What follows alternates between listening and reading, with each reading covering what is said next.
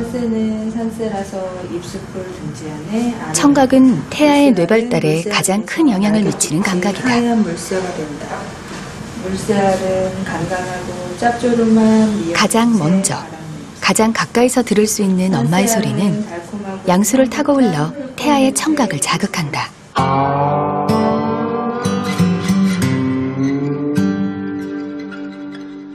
고요할 것만 같은 자궁 속은 의외로 시끌벅적하다.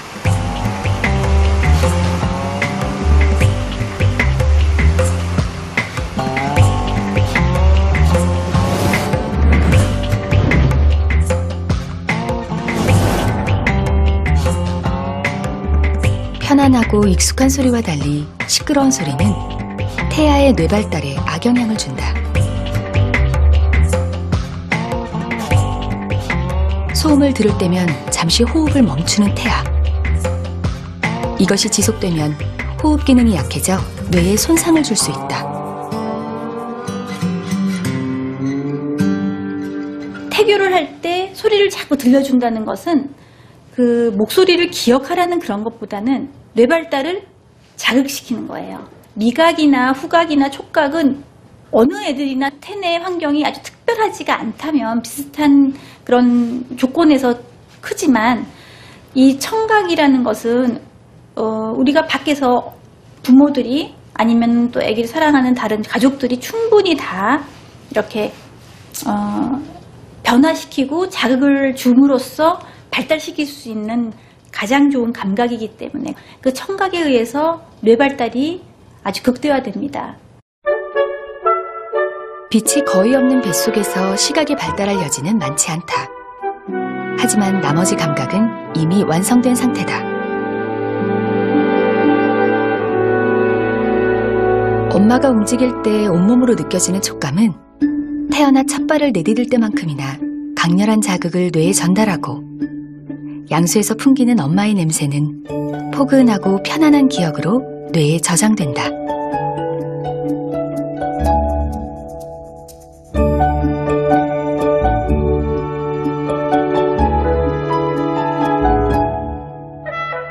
탯줄로 연결된 엄마는 태아가 감각하는 유일한 세계.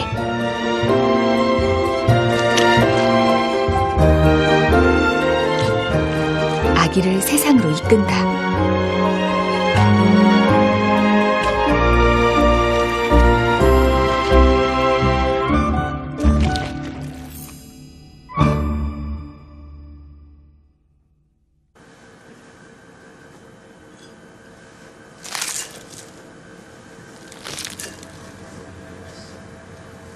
엄마의 감각은 곧 태아의 감각이다.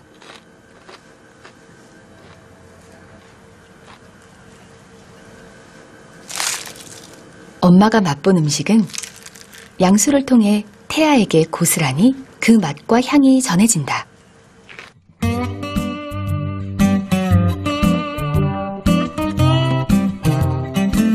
태아는 양수에서 단맛이 날 때 평소보다 2배 더 빨리 양수를 들이마신다. 이때 쓴맛이 나면 거의 마시지 않는다.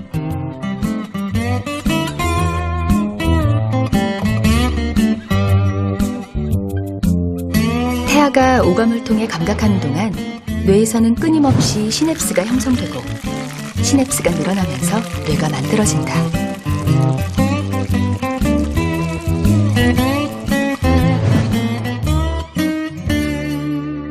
단맛은 뇌를 만드는 영양분인 포도당의 맛.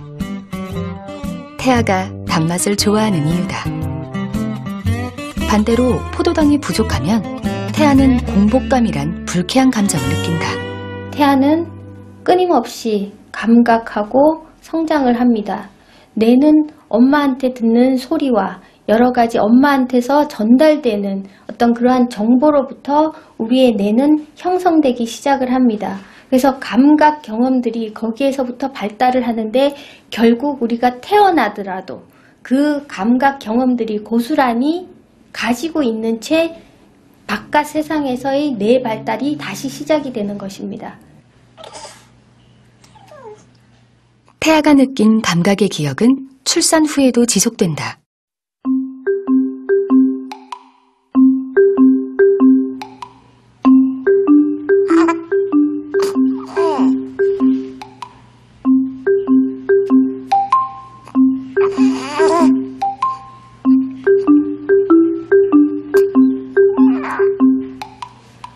거즈 냄새를 맡고 이내 불편한 기색이 역력한 아기. 이번에는 다른 냄새를 맡게 했다.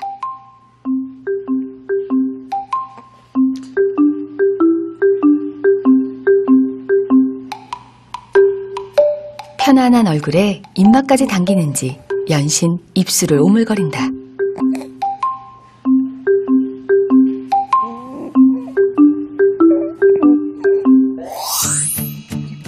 하나는 달콤한 바닐라 향, 다른 하나는 암모니아 냄새다. 갓 태어난 신생아도 기분 좋은 냄새와 불쾌한 냄새를 구별할 줄 아는 것이다. 냄새를 맡는다는 건 코로 들어온 자극을 뇌가 분석하고 판단하는 과정이다. 먼저 시상과 편도체에서 냄새라는 신호를 분석한다. 안화 전두엽에서는 이것이 무엇인지를 지각하고 해마에서 긍정과 부정의 정서 경험과 비교한 뒤 전두엽에서 이 냄새가 좋은지 나쁜지를 최종 판단한다. 이처럼 뇌의 각 부위의 신호가 제대로 전달되지 못하면 아기는 냄새를 맡을 수 없다. 태아 때부터 겪었던 감각 경험이 뇌에 저장되지 않았다면 불가능한 일이다.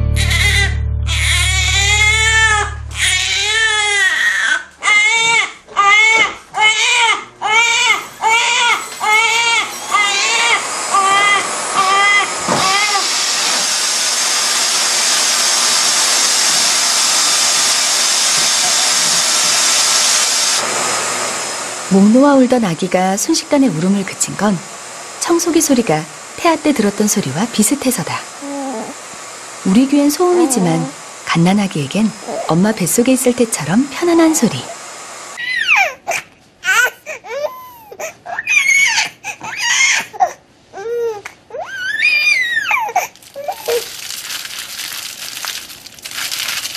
종이나 비닐봉지를 비빌 때 나는 소리도 마찬가지다. 이 아기는 엄마가 활동적으로 움직일 때 원피스가 백가죽에 이렇게 스치는 소리가 들리는데 그게 바로 스럭스럭스럭 하는 백색음으로 안쪽에서 느끼고 있는 거예요. 스럭스럭 하는 거하고 똑같죠. 그래서 아기들은 비닐 접는 소리를 되게 좋아해요.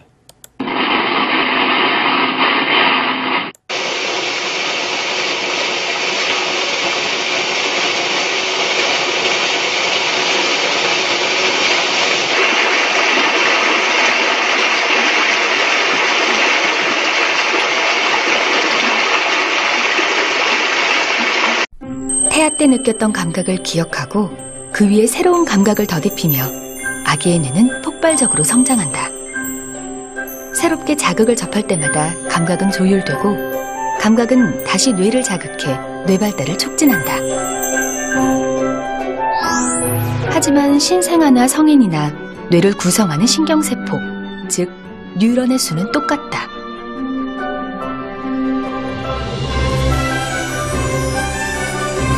사람의 뇌는 약 1000억 개의 뉴런으로 이루어져 있다.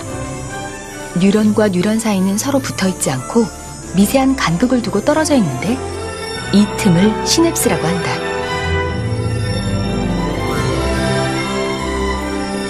외부에서 자극이 들어오면 시냅스를 통해 하나의 뉴런에서 다른 뉴런으로 신호가 전달되고 이는 다시 필요한 곳으로 정보를 전달한다.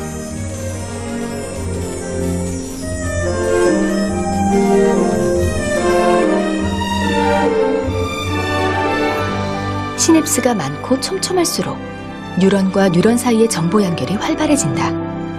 흔히 머리가 좋다 나쁘다를 좌우하는 것도 바로 시냅스의 연결이다. 사실 우리가 태중에서부터 일단 뇌가 발달이 되는데 태어나서 수많은 자극을 우리가 정말 상상할 수 없는 자극을 받으면서 뇌가 성장을 하거든요. 풍부한 자극을 만나게 되면 서로 뉴런과 뉴런의 상호 간의 정보를 전달할 수 있는 가능성이 굉장히 커지게 되는데 그러한 어떤 감각적인 정보를 받아들이지 못하게 되면 어떤 가지를 뻗지 못하게 됩니다. 그래서 신경이 제대로 발달하지 못해서 뉴런과 뉴런 간의 정보가 제대로 전달이 되지 않는 거죠.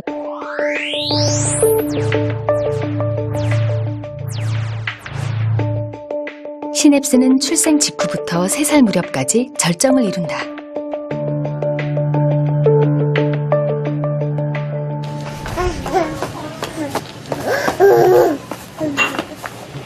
이 시기에는 태어나 처음 경험하는 감각 자극이 그만큼 많기 때문이다.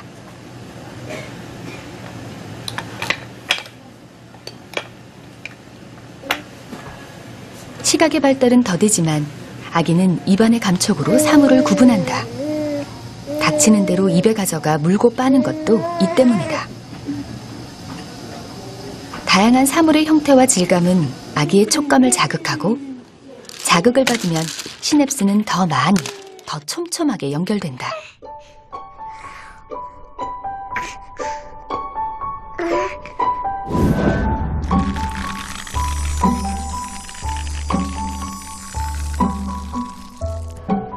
팔 8개월쯤 되면은 이제 성인의 한 10배에서 20배 정도로 되다가 이제 줄어들어서 이제 한 3세 정도 되면 이제 성인의 한 2배 정도의 시냅스가 있다고 알려져 있고요.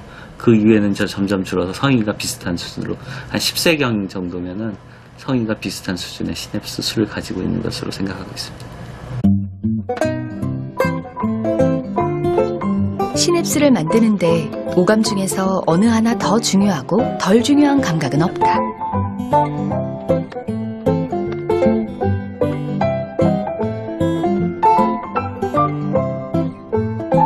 그저 사랑을 느낄 수 있도록 일상에서 주고받는 따뜻한 스킨십과 다정한 눈맞춤, 애정이 담긴 목소리와 포근한 채취를 충분히 감각할 수 있으면 된다.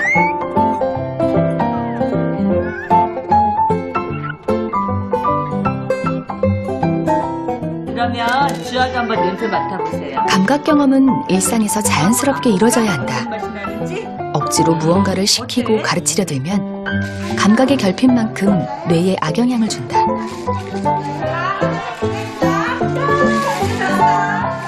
아이가 감각을 해야 할 무언가로 느끼면 스트레스를 받는다. 스트레스를 받으면 시냅스가 늘기는커녕 시냅스 형성이 조기에 중단될 수도 있다.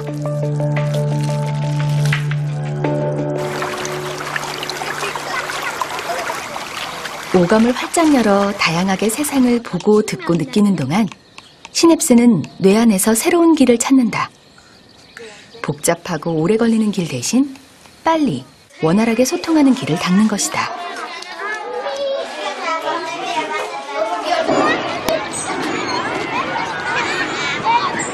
세 살 이후가 되면 성인의 2배에 달하는 시냅스를 적정 수준으로 유지하기 위해 가지치기를 한다. 필요한 시냅스는 남겨놓고 나머지는 그 연결을 끊는 작업. 이때 어떤 시냅스를 남겨놓을지 말지도 그동안 오감을 통해 보고 들은 감각에 좌우된다.